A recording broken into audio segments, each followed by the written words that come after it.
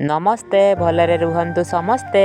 आज मु आउ मोर माँ सकाळु सकाळु बाड़ी को आसचु कुसुला शाग तोड़ी नेबा पई। आउ एई देखंतु एठी आमे मूला शाग चाष करछि। एते बड़ बड़ होई गेछि, केते बढ़िया सबुज सबुज दिसुछि। आउ गोटे दुईटा सरिष गछ भी बाहरछि, सेतिरे फूल भी फुटुछि हळदी हळदी, केते सुंदर दिसुछि। आउ एपटे देखंतु आमर कुसुला शाग चाष करछि आमे। आउ मोर माँ ताकू काटिकी नौछि। आज घरे आमे तरकारी रांधिबा। आउ एपटे भी कुसुला शाग थिला, ताकू आमे आगुए तरकारी करि खाई दैछु। आउ आपण जो एई शाग देखुचंती ना, या कोनोसी रासायनिक सार व्यवहार करिकि चाष करनु। याको आमे जैविक उपाय रे गाईर गोबर खत व्यवहार करिकि चाष करछु। आज आमे याको बाइगण किंबा बिलाती सहित तरकारी करिबु।